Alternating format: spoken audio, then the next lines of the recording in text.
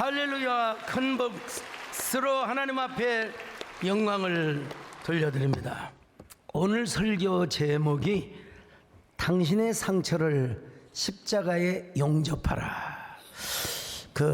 윤동현 목사님이 요 설교 제목을 챗 GTP에 딱 쳐보니까 이렇게 답이 오더라는 거요. 과연 서강성 목사님 다우시네요. 서강성 목사님스러운 설교시네요. 예. 자, 십자가 하면 누가 생각이 납니까? 예수님이죠. 당연히 예수님이죠. 예, 그러면서 동시에 윤농주의 십자가 시를 떠오르지 않을 수가 없습니다. 쫓아오던 햇빛인데 지금 교회당 꼭대기 십자가에 걸리었습니다. 첨탑이 저렇게 높은데 어떻게 올라갈 수 있을까요? 종소리도 들려오지 않는데 휘파람이나 불며 서성거리다가 괴로웠던 사나이, 행복한 예수 그리스도에게처럼 십자가가 허락된다면 모가지를 들이우고 꽃처럼 피어나는 피를 어두워가는 하늘 밑에 조용히 흘리겠습니다. 자, 윤동주 저항시인이라고 그렇게 부르죠. 제가 국문학자는 아니지만 윤동주가 태어났던 저 용정 명동촌에도 여러 번 갔습니다. 그리고 그가 다니던 교회, 학교, 용정학교도 가봤고요. 그가 다니던 뭐라 할까요? 그 연희전문학교, 옛날 그가 공부했던 그 학교 건물도 제가 가봤고, 그가 갇혔던 후쿠오카 감옥도 갔고, 일본의 도쿄 대학에 가서 제가 강의도 있습니다. 윤중, 세상에 여러분 목사의 신분이지만 그래도 윤동주 시를 논하는 데 있어서 물론 통역자를 세웠지만은 제가 강의를 했는데 이 장면이 KBS 다큐에 다 나갔죠. 제가 다시 별해는 밤이라는 시집을 냈거든요. 제 안에 윤동주 시심이 들어오고 제가 윤동주 시 속에 들어가서 시적 대화를 하면서 차마 윤동주가 하지 못하던 그런 뭐라 할까요? 시적 화자가 되어서 윤동주가 하지 못했던 이야기를 하고 싶었던 거예요. 그걸 제가 썼습니다. 그것도 모자라서 별빛 언덕 위에 쓴 이름이라는 에세이적 평론을 제가 냈습니다. 그리고 윤동주 시를 전공했다는 교수들과 함께 주제 강연도 하고 토론도 하였습니다. 강희근 교수님, 이성하 교수님, 여러분들, 또 우리 교회 탤런트 김혜령 집사님 다 이렇게 가서 다큐를 제작을 했는데, 윤동주 시인의 무덤에 가서 보니까 완전히 벌거숭이가 되어 있더라고요. 그래서 윤형주 장로님을 모시고 가서 떼장을 입히기도 했습니다. 여러분요, 떼장을 입힐 뿐만 아니라 여러분 물을 다 주었어요. 저 떼장을 저기 어디 저 대련에서, 거기 여러분 그 길림성에는 떼장이 없어요. 그냥 한 20시간을 운전해 가지고 떼장을 사왔다고 하더라고요. 자, 그런데 여기서 말하는 십자가는 실제로 십자가, 그렇죠, 예수님의 십자가, 또 교회의 십자가를 의미하지요. 그러면서 동시에 나중에 나오는 그 십자가, 뒤에 나오는 십자가는 조국의 광복을 위한 고귀한 희생이라는 상징적 의미도 담겨져 있습니다. 우리 교회는 여러 교수님들이 많아가지고 국문학을 전공하신 분이 또 저한테 전사님을 통해서 문자를 주셨더라고요. 맞습니다, 여러분. 이 시를 1941년 일제강점기가 최악으로 달했던 41년에 쓰여졌던 시죠. 그래, 그는 조국의 해방을 뭘로 표현했느냐? 햇빛으로 표현을 했어요. 물론 여기에 반대하는 학자들도, 역사학자들이 있어요. 그래서 쫓아오던 햇빛을 넓은 의미로 이렇게 이야기하는 게 좋다. 모든 것이 억압되는 현실에 자유가 상실되는 것에 대한 지성의 공포이자 민족적 압제에 대항한 차별 철폐. 좀 어려운 말이긴 하지만 맞아요. 맞긴 맞아요. 맞는데 당시로서는 윤동주가 민족의 독립을 시적으로 드러낼 상황이 못 된다는 거예요. 뭐 이 부분에 제가 동의를 하지만, 그러나 이렇게만 나가면 윤동주의 시를 시대적 상황과 역사 해석의 틀 안으로만 제한시키는 우를 범할 수도 있다고 저는 그렇게 생각을 해요. 그래서 저는 그냥 순수하게 시인의 눈으로 볼 때 쫓아오던 햇빛을 해방의 꿈으로 봅니다. 또 그렇게 해석해도 되고요. 예. 저와 함께 토론하신 국문과 문장과 교수님들께서도 그렇게 동의를 해 주시더라고요. 자, 그런데 광복의 축복이 아직은 어디에 매여 있느냐? 십자가에 아직 달려 있다는 것입니다. 걸려 있다는 거예요. 저렇게 높은 첨탑에 햇볕이 걸려 있으니 그걸 누가 가져올 수 있겠느냐는 말입니다. 우리의 힘으로는 불가능하다는 거예요. 또 해방의 그 뭐라고 할까요? 왜 해방의 길은 오로지 어디에 있느냐? 십자가에 있다는 것입니다, 여러분. 십자가는 무엇의 상징입니까? 고난의 상징이죠. 그러니까 조국의 독립을 위해서 우리 민족은 아직도 고통을 더 감수할 수 있다는 것입니다. 근데 만약에 하나님께서 자신에게 그 고난의 영광을 허락해 주신다면 아낌없이 자신의 꽃처럼 피어나는 젊음의 청춘을 저 어두워진 하늘 밑 민족의 재단에다가 바치겠다는 거예요. 그러더니 그는 결국 조국의 독립을 위해서 후쿠오카 감옥에서 민족의 재단 위에 꽃처럼 피어나는 피를 쏟으며 제물이 되어서 죽었던 것입니다. 자, 얼마나 애절한 삶인지 모르겠어요. 먼저 제가 설교 도입부에서 시를 이야기했습니다. 나는 오늘 고린도 후서도 사실은 시적 산문의 서신이라고 할 수 있습니다. 그런데 고린도 후서는 하나님께 찬양과 영광을 돌린 후에 우리 하나님을 어떤 하나님이라고? 위로의 하나님이라고 말씀하고 있습니다. 고린도후서 1장 3절입니다. 시작. 찬송하리로다. 그는 우리 주 예수 그리스도의 하나님이시요 자비의 아버지시요 모든 위로의 하나님이시며. 자, 여러분, 우리 하나님은 어떤 하나님이냐? 위로의 하나님이시다. 하나님이 항상 여러분 곁에 계셔서 여러분을 위로하여 주십니다. 여러분, 파라가 옆에란 말입니다. 옆에. 그리고 칼레오 부르다. 항상 성령께서 옆에 계셔서 여러분의 이름을 불러주십니다. 너를 사랑한다고 위로하여 주십니다. 그래서 성령님의 명칭이 뭐냐? 파라클레토스. 파라클레토스. 위로자란 말입니다. 위로라는 말은 파라클리스. 근데 여러분, 파라클레토스 이웃 사촌이요. 이웃 사촌. 그런데 여러분, 이 파라클레시스와 파라클레토스가 이웃 사촌이라고 말씀을 드렸는데, 사도 바울이 고린도 후서를 쓴 뭐라고 할까요? 이 역사적 배경을 우리가 알 필요가 있어요. 사도 바울은 2차 전도 여행 때 고린도 교회를 개척을 했습니다. 이 고린도 지역은 해변의 도시요. 해변의 도시는 온갖 우상과 특별히 그 뭐라 할까요? 그 바다의 신들을 많이 모셨어요. 모셨다고 하죠. 섬겼다고 해야죠. 자, 그는 아프로디테 신전에 1000명이 넘는 그 지역에 성청들이 있었다는 거예요.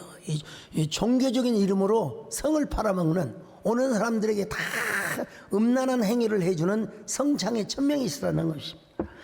그냥 얼마나 옛날에 그 바울이라는 영화를 한번 본 적이 있어요. 근데 그 영화에 막 그 성창들이 바울을 얼마나 유혹하는지 아주 성적으로 문란한 도시인데 그런 곳에 가서 1년 6개월 동안이나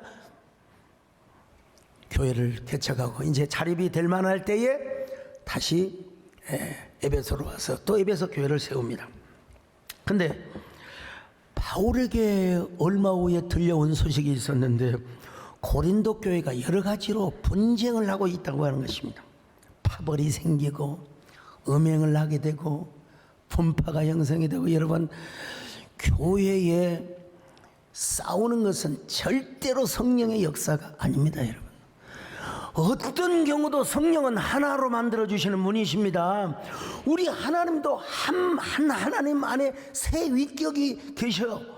절대로 분리되거나 절대로 여러분 나누어지지 않아. 여러분 그 삼위일체 하나님을 모시는 이 교회가 어떻게 분쟁하고 싸울 수가 있단 말입니까? 말도 안 되지. 자, 그래서 급히 디모데를 파송을 하죠. 디모데는 바울이 쓴 편지를 가지고 갑니다. 근데 바울은 오히려 고린도 교회가 상황이 더 악화되었다는 비보를 전해드렸습니다. 고린도 교회에 혹을 떼기 위해서 디모데를 보냈는데 세상에 혹을 더 붙이고 갔어. 그래서 누가 갔느냐? 이제 사도 바울이 직접 고린도 교회를 방문을 하였습니다. 이게 바로 어떤 방문이냐면 근심 어린 방문.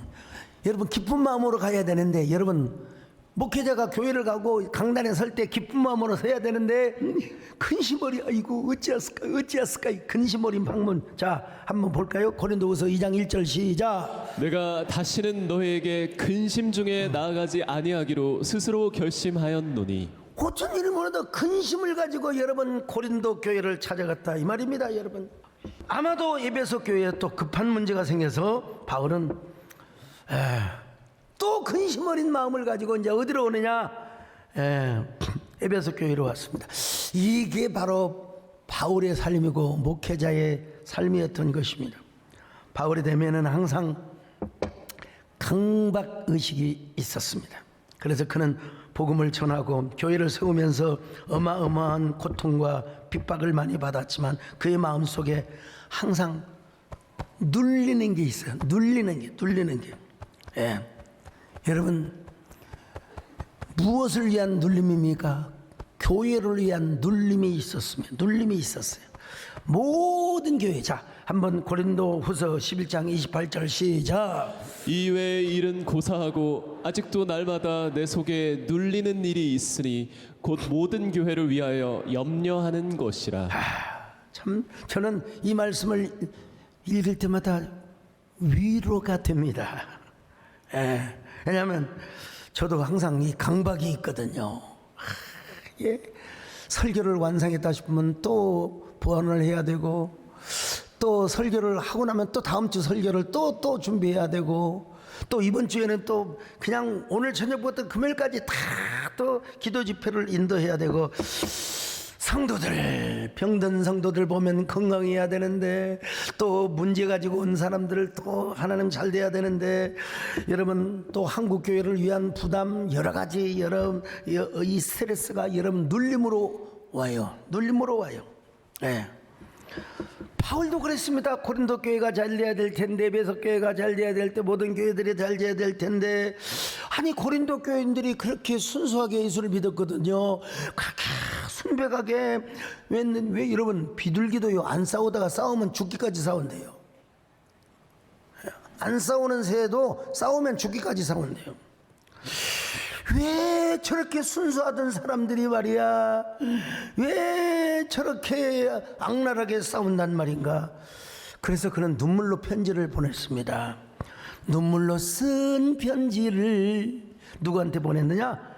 바로 디도에게 보냈어요. 디도를 통해 보냈어요. 고린도후서 2장 4절 같이 봅니다. 시작. 내가 마음에 큰 눌림과 걱정이 있어 많은 눈물로 너에게 썼노니. 자, 여러분요, 우리가 지금 가지고 있는 성경에는 고린도 전서, 고린도 후서만 있는데 사실은 고린도 중서가 있습니다. 이게 없어져서 그렇지, 이 서신을 뭐라고 하냐, 눈물의 서신이에요.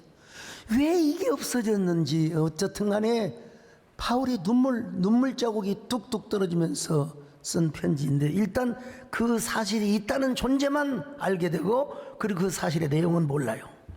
분실이 되어서요. 그래 그 눈물의 편지를 디도에게 보내니까 어느 정도의 기쁜 낭보의 소식이 들렸습니다. 야, 대부분 다 우리가 잘못했지. 맞아, 우리가 하나님께로 돌아가야 돼.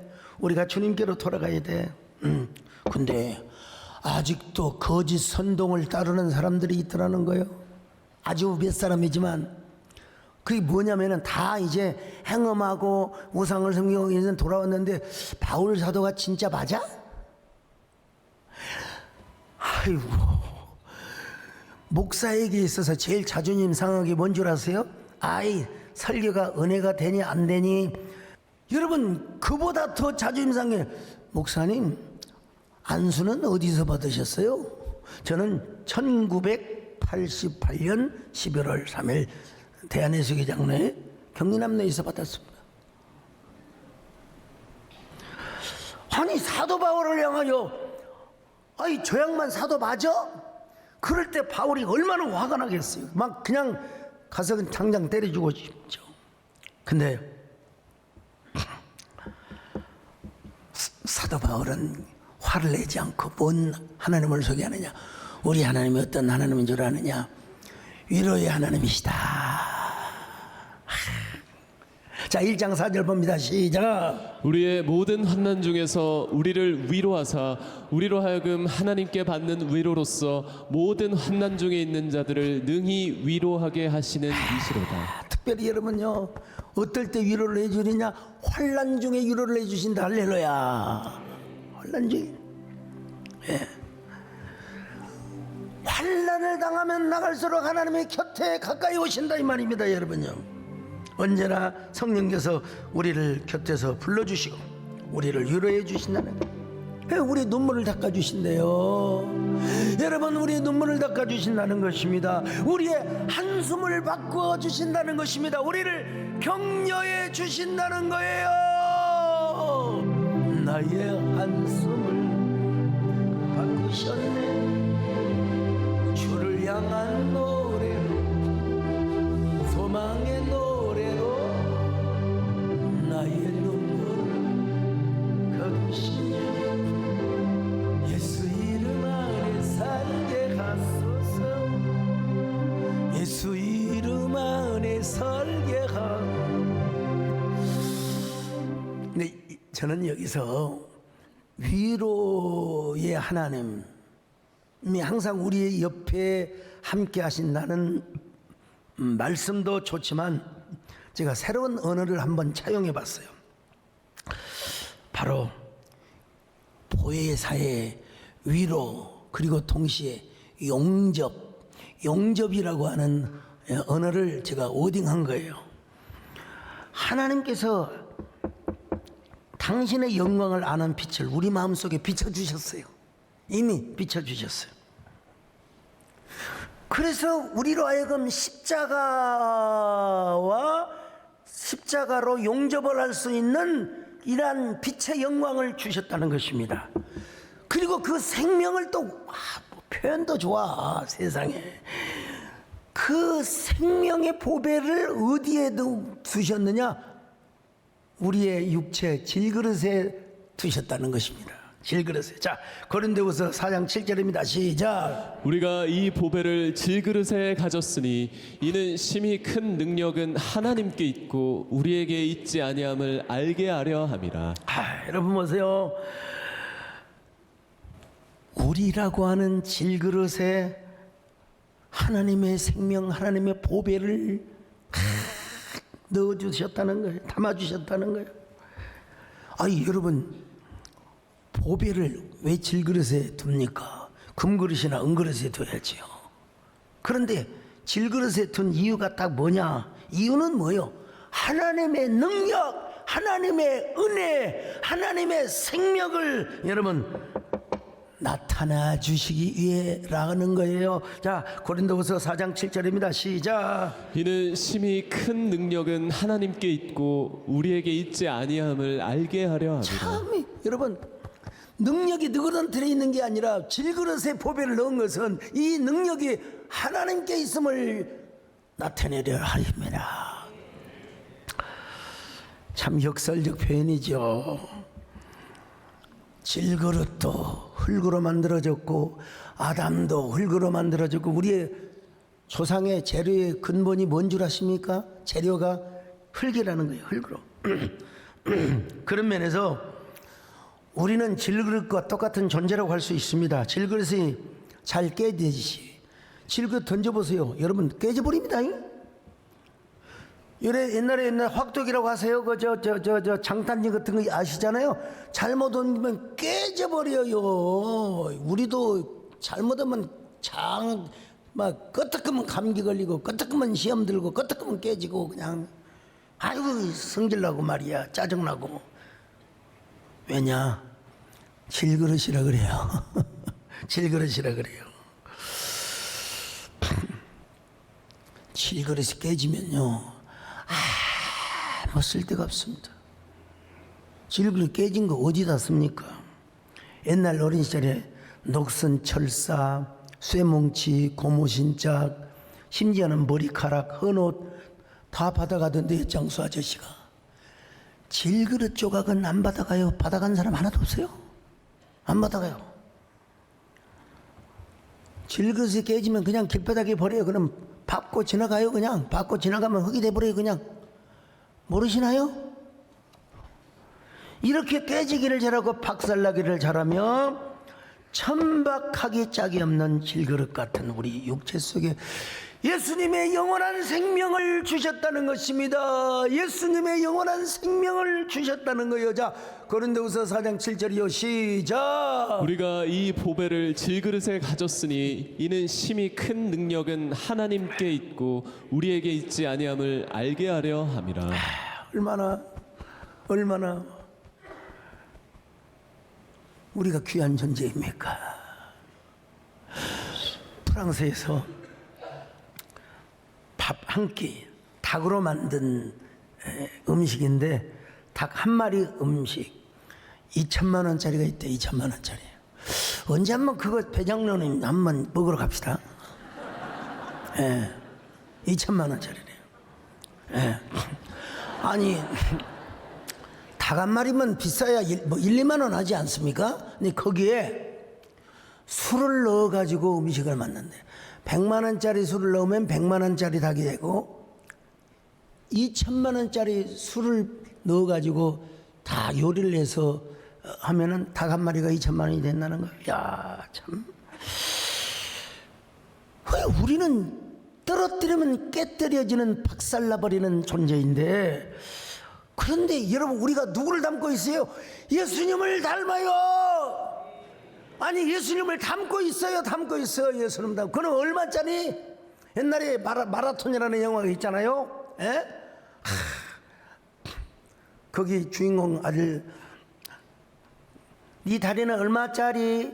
100만 불짜리 나오잖아요.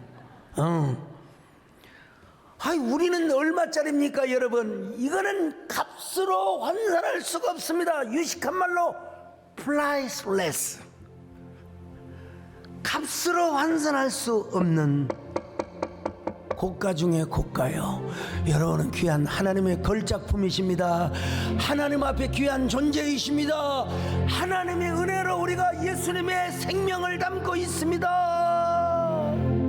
하나님의 은혜로 있을 때 없는 자 내 구속하여 주는지 난 알 수 없도다.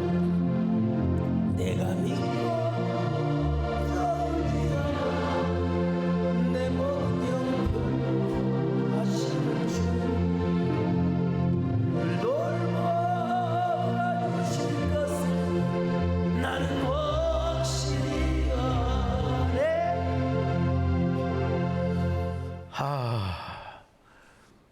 우리가 질그릇이 깨지듯이 우리가 병이 들 수도 있고 마음이 상할 수도 있고 시험이 들 수도 있고 그러잖아요. 그럴 때 우리 하나님 어떤 하나님이냐? 위로도 해주시지만 우리 하나님은 십자가로 우리를 용접시켜 주신대요. 용접시켜 주신대요. 아니 어떻게 할 수 있는? 옛날에 사금팔이라고 아십니까? 그릇 깨지는 조각들, 질그릇 조각들, 뭐 식기 그릇 조각들 깨지는 사금팔이라고 그래요. 그걸 우리는 못 맞추지만 하나님께서는 다 그걸 퍼즐처럼 맞춰가지고 그걸 다 용접을 해주시고 또다시 예수의 생명으로 가득하도록 축복해 주신단 말입니다, 여러분요. 용접해 주실 뿐만 아니라 하나님의 생명, 예수의 생명이 오히려 우리를 통하여 더 역설적으로 나타나게 하시려 하심이니라. 고린도후서 4장 8절로 11절 같이 봅니다. 시작.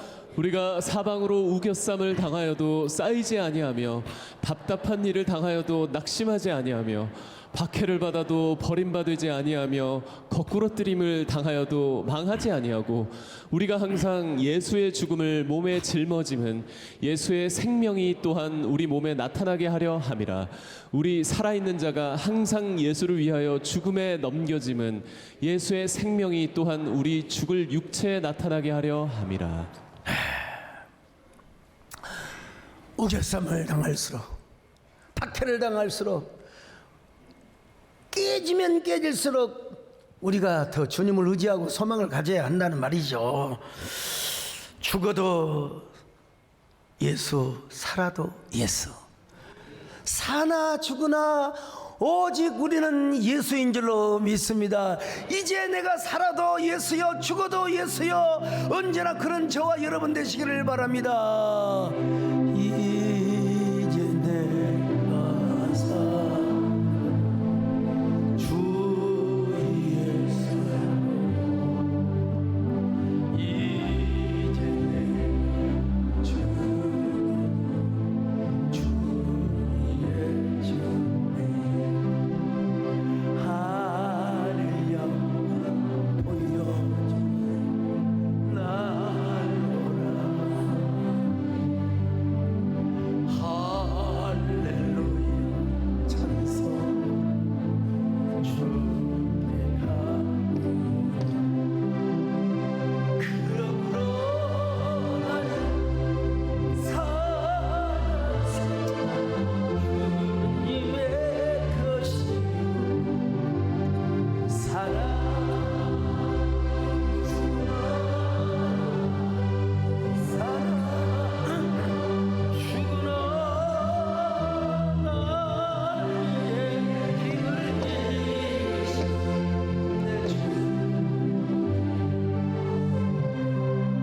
주님의 십자가와 용접이 되어 있는 사람은 언제나 살아도 죽어도 오직 예수밖에 없는 것입니다.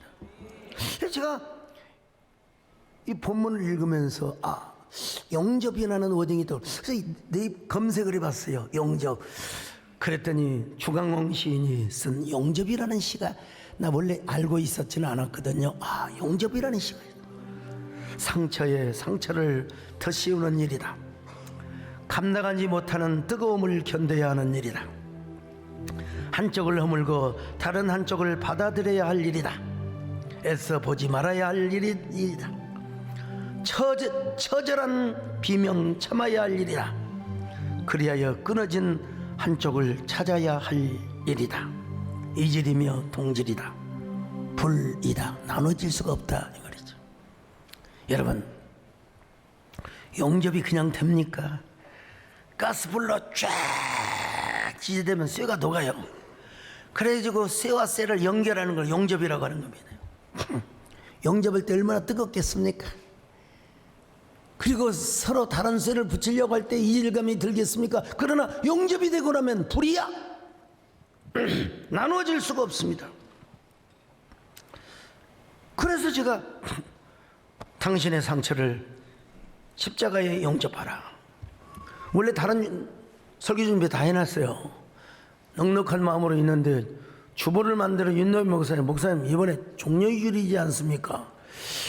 좋은 기억이 행복을 가져다 준다. 설교 다 완성해놨는데 맞아 고마워요 땡큐.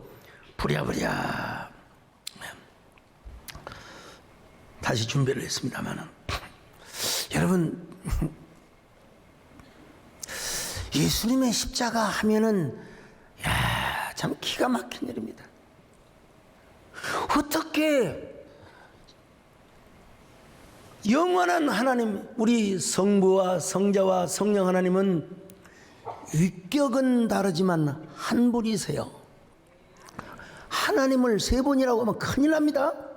하나님은 한 분이, 한 존재 안에 세 위격이 딱 구분이 되는데, 근데 제 2위 되시는 성자 하나님이 이 땅에 탄생하는 것 자체가 신비죠. 이건 그냥 우리는 그냥 믿어야 돼요. 그냥 어린 아이로 이 땅에 오셨어요. 자, 하나님, 성부 하나님과 동등됨을 포기하고 이 땅에 사람으로 오셨다? 이걸 어떻게 말로 합니까? 근데 사도 바울이 이렇게 표현했어요. 자, 빌립보서 2장 6절로 8절입니다. 시작. 그는 근본 하나님의 본체시나 하나님과 동등됨을 취할 것으로 여기지 아니하시고 오히려 자기를 비워 종의 형체를 가지사 사람들과 같이 되셨고 사람의 모양으로 나타나사 자기를 낮추시고 죽기까지 복종하셨으니 곧 십자가에 죽으심이라. 한 존재, 한 하나님 안에 세 위격이 계신다고 하셨어요. 근데 그 성자 되시는 제 2위로 계시는 하나님이 사람으로 탄생을 하셨어요. 그것도 종의 형상으로 입으셨다. 이게 우리 기독교만이 갖는 그야말로 참 신비죠. 신비. 어떤 사람은 성령적 삼위일체 별 얘기를 다 하는데 다 틀렸어요. 하나님은 한 분이세요. 한 하나님이세요.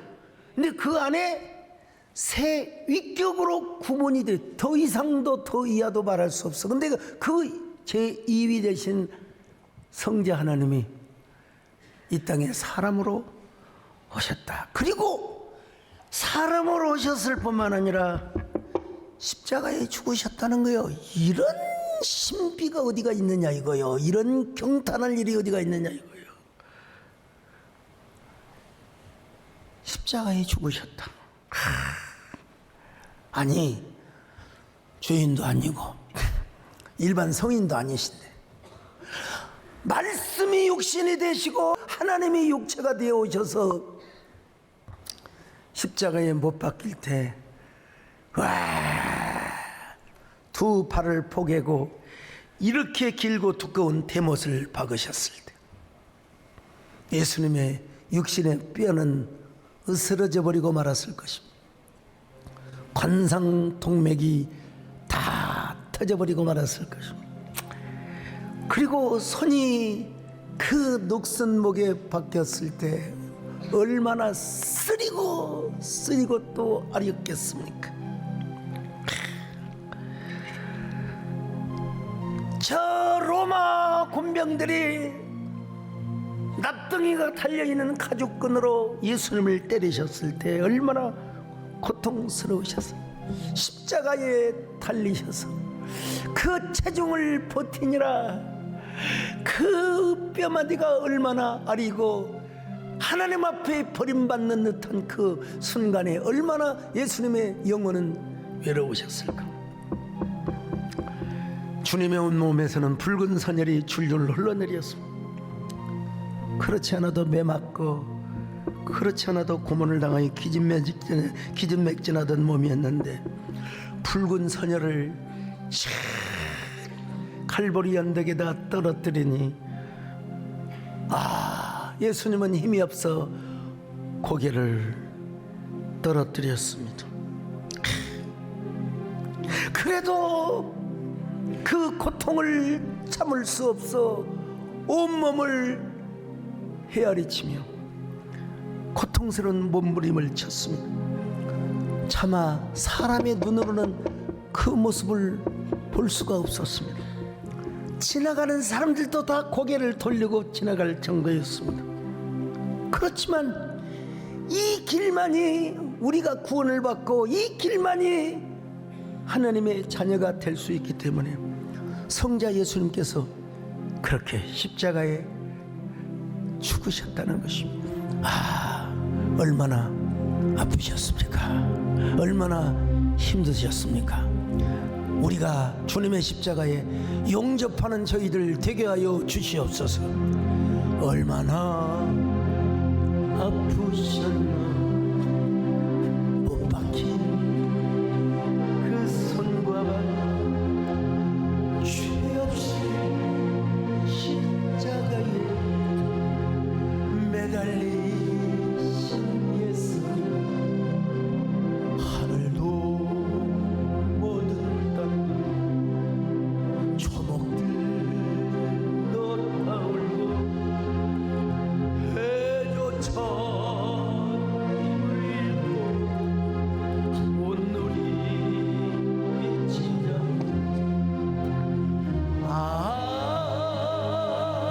끝없어라 주의 사랑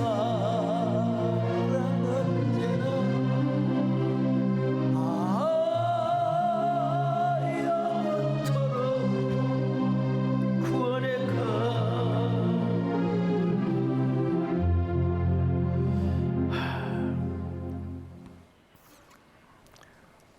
주야, 오늘 이 순간, 오늘 성찬식을 통하여 특별히 우리 상처, 우리의 염려, 근심, 모든 걱정이 십자가에 용접되게 하여 주시옵소서. 용접. 여러분, 그런 말이 있잖아요. 성한 뼈보다 부러진 뼈가 오히려 더 강하다고. 뼈가 잘 붙어가지고 더 강하다고요. 우리 교회 건물이 이래봬도 여러분 철골입니다. 철골. 예. 그러니까 기둥 모든 것이 다 철골로 되어 있어요. 그래서 지진이 6.5도, 7도가 와도 우리 교회는 철근으로 되어 있기 때문에 절대로 무너질 수가 없대요. 예. 특별히 뭐 63이나 뭐 100층 건물이 아니고 기껏해야 9층이거든요. 지하 바닥을 거의 기초 콘크리트를 1m 있어요. 1m 있어요. 그 위에다가 철골을 세워가고 맞추기를 당하는. 근데 거기에 시공사의 그 현장 소장이 절대로 우리 교회 건물은 지진이 와도 무너져. 여러분 걱정하지 마십시오. 여러분 다 철골입니다. 다 철골. 자, 근데 그것도 부족해서 나사로 이음매하는 부분을 다 또 용접을 하더라고요. 용접을 하더라고요. 그럼 여러분 이렇게 질문할지도 몰라요. 목사님, 쇠는 그렇게 용접할 수 있지만 질그릇이 용접이 가능하겠습니까? 여러분, 우리는 못해도 하나님은 하실 수 있습니다. 여러분, 토기장의 비유를 통하여 하나님께서 당신의 모든 열국을 다스린다고 말씀하셨지 않습니까? 에레미야 18장 5절로 6절입니다. 시작. 그때 여호와의 말씀이 내게 임하니라. 이르시되 여호와의 말씀이니라. 이스라엘 족속아, 이 토기장이가 하는 것 같이 내가 능히 너희에게 행하지 못하겠느냐. 이스라엘 족속아, 진흙이 토기장의 손에 있음 같이 너희가 내 손에 있느니라. 바로 하나님이 토기장이라는 거요. 하나님이 이스라엘을 망하기도 하고 제국을 모든 나라를 세우기도 하고 멸망하기도 하고. 여러분, 그런 하나님께서 성령의 불, 성령의 불, 성령의 불로 여러분 우리의 깨진 질그릇 조각도 맞춰줄 수 있다는 거예요. 퍼즐처럼 맞춰주십니다. 여러분, 우리 하나님은 찢어지기도 하시지만 꼬매주시는 하나님이시지 않습니까? 용접을 해주시는 하나님. 예. 그러니까 우리가 딱 할 일이 하나 있습니다. 할 일은 뭐냐? 낙심하지 않는 거예요. 낙심하지 말자. 할렐루야. 자, 고린도후서 4장 1절입니다. 시작. 그러므로 우리가 이 직분을 받아 긍휼하심을 입은 대로 낙심하지 아니하고. 낙심하지 말자. 또 하나는 뭐냐? 낙심하지 말 뿐만 아니라 그리스도의 광채를 받아들이는 거예요. 광채. 자, 고린도후서 4장 6절입니다. 시작. 어두운데 빛이 비치라 말씀하셨던 그 하나님께서 예수 그리스도의 얼굴에 있는 하나님의 영광을 아는 빛을 우리 마음에 비추셨느니라. 그런가 하면은요, 이제 우리가 예수님의 죽음을 몸에 짊어지고 예수의 생명이 우리의 몸에서 나타나게 하는 것입니다. 자, 이게 바로 뭐예요? 용접의 원리입니다. 용접의 원리. 자, 고린도후서 4장 10절로 11절 시작. 우리가 항상 예수의 죽음을 몸에 짊어짐은 예수의 생명이 또한 우리 몸에 나타나게 하려 함이라. 우리 살아있는 자가 항상 예수를 위하여 죽음에 넘겨짐은 예수의 생명이 또한 우리 죽을 육체에 나타나게 하려 함이라. 여러분, 우리 모두는 사실 여러 가지로 어려운, 국가적으로도 어려운 시기를 맞았죠. 이 또한 하나님께서 좋은 길로 또 새로운 지도자로 새로운 국정을 이끄는 인물을 하나님이 뽑아 주실 줄로 믿습니다마는, 더 중요한 건 뭐냐? 우리와 주님이 함께하는 주와 일체. 주와 일체. 우리가 울리면 우리의 눈물을 받아주시고, 주님이 안타까워하시면 그 안타까운 마음이 우리에게도 전해지는 주와 일체. 여러분, 정치 성향에 따라서 이것저것으로 여러분이 갈 수는 있어요. 다 다를 수 있어요. 그렇지만 우리는 먼저 광장보다는 광야를 선택할 수 있어야 돼요. 특별히 주님이 십자가에 죽으신 저 갈보리의 광야, 광야의 언덕. 우리 마음이 좋건 나쁘건, 슬프건 기쁘건, 우리가 성공하든 실패하건, 우리는 저 갈보리 언덕에 올라가서, 장소적인 갈보리가 아니에요, 십자가에 우리 마음을 영접하는 저와 여러분 되시기를 축원합니다. 언제나 주님과 우리 사이를 용접시키기를 축원합니다. 일체로 만드시기를 바랍니다. 오늘 말씀을 통해서도 그렇지만은 성찬식을 통해서 우리의 상처를 십자가에 용접시키는 저와 여러분 되시기를 주의 이름으로 축원합니다. 내가 그리스도와 함 십자가에 못 박혔나니, 그런즉 이제 내가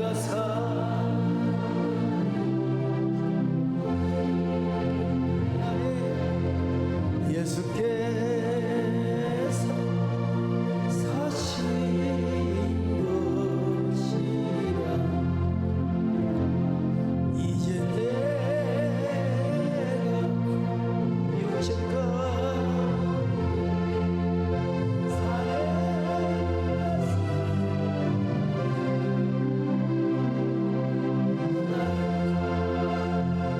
자기 몸 버리신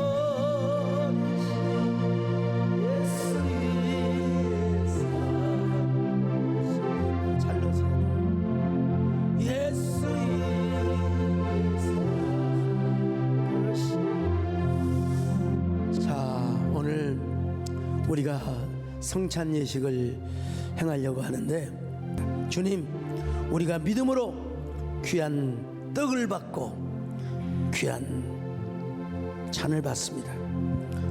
우리가 주님 앞에 용접이 되고 혼연인체가 되어서 하나님께 정말 하나를 이루는, 또 주님의 살이 되고 피를 마시는 귀한 저희들 되게 하여 주시옵소서. 이 살을 먹고 이 피를 마심으로 죄를 이기며 세상을 이기고 주님의 고난에 동참하는 저희를 되게 하여 주시옵소서. 예수님의 이름으로 기도 올렵나이다. 아멘.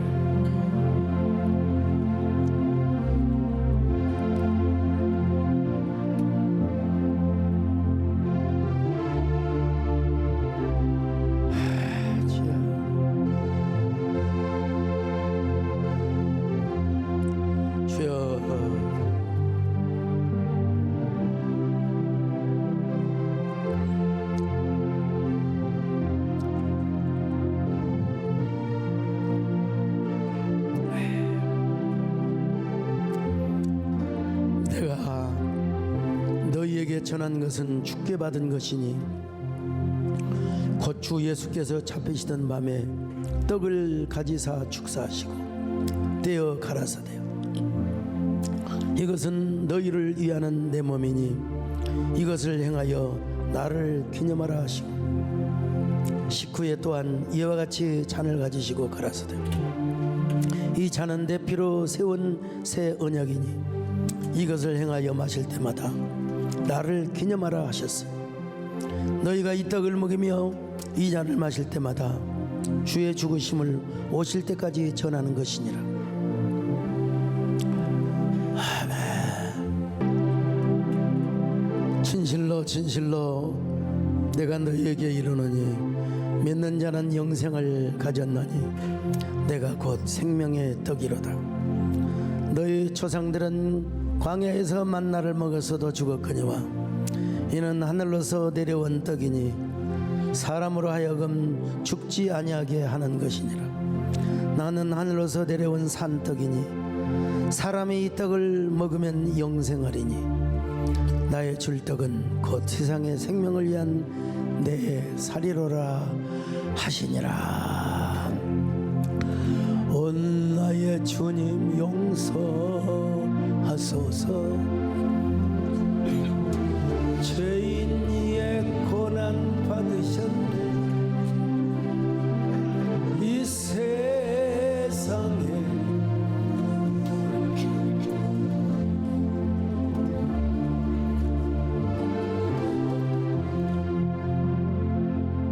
이번 때는 내가 알아요. 이번 때는 확실히 알아요.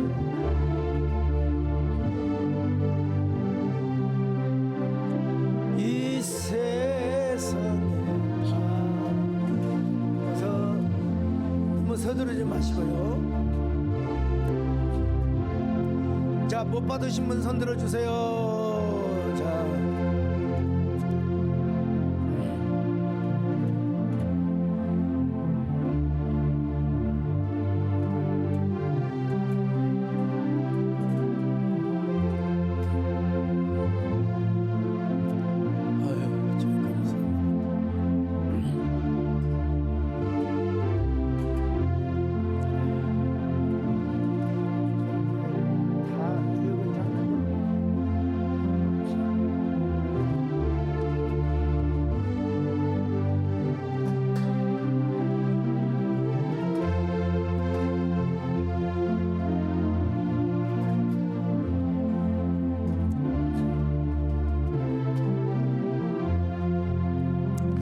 예수께서 이르시되 내가 진실로 진실로 너희에게 이르노니 인자의 살을 먹지 아니하고 인자의 피를 마시지 아니하면 너희 속에 생명이 없느니라. 내 살을 먹고 내 피를 마시는 자는 영생을 가졌고 마지막 날에 내가 그를 다시 살리리니 내 살은 참된 양식이요 내 피는 참된 음료로다. 내 살을 먹고 내 피를 마시는 자는 내 안에 거하고 나도 그 안에 거하나니 살아계신 아버지께서 나를 보내심에 내가 아버지로 인하여 사는 것 같이 나를 먹는 그 사람도 나로 인하여 살리라. 하나님, 우리 예수님께서는 성찬 예식을 거하시고 이제 감람산으로 올라가며 찬미하셨다고 기록하고 있습니다. 여러분 모두 하나님을 찬미하고 하나님께 노래하는 귀한 여러분 되시기를 간절히 바라겠습니다. 하나님, 이제 성례식을 마치고 하나님 앞에 거룩한 예물을 드리는 시간입니다. 주님이 함께 하시고 복을 주시옵소서. 귀한 마음으로, 옥합을 깨뜨리는 마음으로 귀한 예물을 잘 드릴 수 있도록 역사해 주시옵소서. 예수님의 이름으로 기도 올렵나이다.